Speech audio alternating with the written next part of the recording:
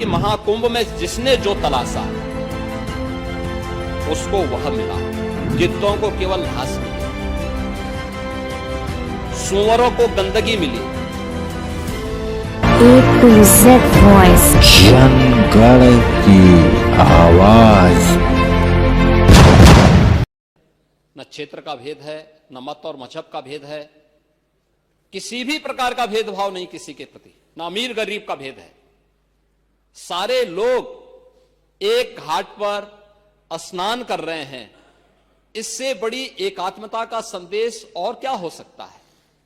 इससे बड़ी एकता का संदेश और क्या हो सकता है?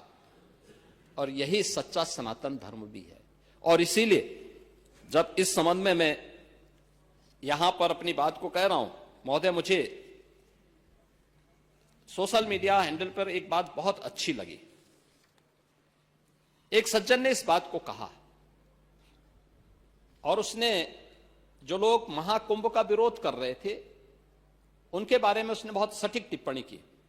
उन्होंने कहा कि पिछले 1.5 महीने में आप वामपंथियों, समाजवादियों की बाल खगाल लीजिए, महाकुंभ को लेकर के विश्व वमन के अलावा कुछ नहीं दिखेगा। गंदगी, अव्यवस्था, पर्यटकों की परेशानी के अलावा इनकी बजबजाती वाल पर दूसरी कुछ भी नहीं मिलेगा। लेकिन इन सब से इतर धरातल पर इनकी बजबजाती विचारधारा का कोई असर नहीं है। हज के दौरान अव्यवस्था से होने वाली सैकड़ों मौतों पर चुप्पी साध जाने वाले भारत के वामपंथी सेकुलर स्कॉलर महाकुंभ की भव्यता पर उल्टी करते नजर आए हैं। हर बार इनकी कोशिश महाकुंभ को बदनाम करने और फेल करने की रही, लेकिन ऐसे तमाम लोगों की मंशा को दरकिनार करते हुए करोड़ों लोगों ने आस्था की डुबकी लगा करके इनके जले पर नमक छिड़कने का ही काम किया है। उन्होंने आगे लिखा है कि महाकुंभ के दौरान दुखद हादसा हुआ, इसके बाद भी आस्था और विश्वास तमाम परेशानियों पर भारी पड़ी। तीर्थयात्री समस्त परेशानियों और मुश्किलों का पहाड़ चढ़कर भी प्रयागराज महाकुंभ पहुंचे, वहां से स्नान कर खुशी खुशी वापस लौटे। रिश्तों के जटिल समीकरण का परिभाषा गढ़ता महाकुंभ अब समारोह की ओर है। लेकिन यहां से निकला संदेश हर सनातन के मन में अमिट छाप छोड़ गया है, जो वर्षों तक लोगों की बदकही और कहानियों में जीवंत रहेगा। हर तरफ अपनी मां और बुजुर्गों को महाकुंभ में अनाथ छोड़ देने वाले बेटे रहे हों, तो दूसरी तरफ अपनी सास को पीठ पर उठाकर कुंभ स्नान कराने वाली बहू भी रही है। लेकिन सनातन विरोधियों को नजर केवल गंदगी पर पड़ी। मैं अध्यक्ष महोदय वह चित्र लेके आया हूं। ये देखिए, एक बहू है, अपने सास को पीठ पर लाद करके जा रही है महाकुंभ स्नान करने के लिए।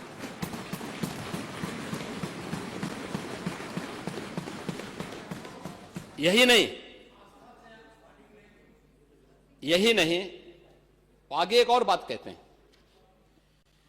किसी ने सच कहा कि महाकुंभ में जिसने जो तलाशा उसको वह मिला। गिद्धों को केवल घास मिली, सूअरों को गंदगी मिली, संवेदनशील लोगों को रिश्तों की खूबसूरत तस्वीर मिली, आस्थावानों को पुण्य मिला, सज्जनों को सज्जनता मिली, गरीबों को रोजगार मिला, अमीरों को धंधा मिला, श्रद्धालुओं को साफ सुथरी व्यवस्था मिली, पर्यटकों को अव्यवस्था मिली, सद्भावना वाले लोगों को जाति रहित व्यवस्था मिली, भक्तों को भगवान मिले। मतलब सबने अपने स्वभाव और चरित्र के अनुसार चीजों को देखा है। एक ही घाट पर सभी जाति वर्ग के तीर्थयात्री स्नानार्थी बिना किसी भेदभाव के नहाते रहे। सनातन की सुंदरता आखिर समाजवादी और वामपंथियों को कैसे नजर आएगी? लेकिन इनके द्वारा लगातार किए जाने वाले प्रश्न इनकी नियत को ही संदेह के दायरे में खड़ी करती है। महोदय, ये टिप्पणी अचानक नहीं है। ये टिप्पणी भारत की टिप्पणी है, भारत की भावनाओं की टिप्पणी है। और जो स्वयं कुछ कर नहीं सकते थे, जिन लोगों ने अपने समय में इस पूरे आयोजन को अव्यवस्था और भ्रष्टाचार का शिकार बनाया था, आज वे महाकुंभ पर इस प्रकार की टिप्पणी करके भारत की भावनाओं के साथ ही खिलवाड़ करने का काम कर रहे हैं।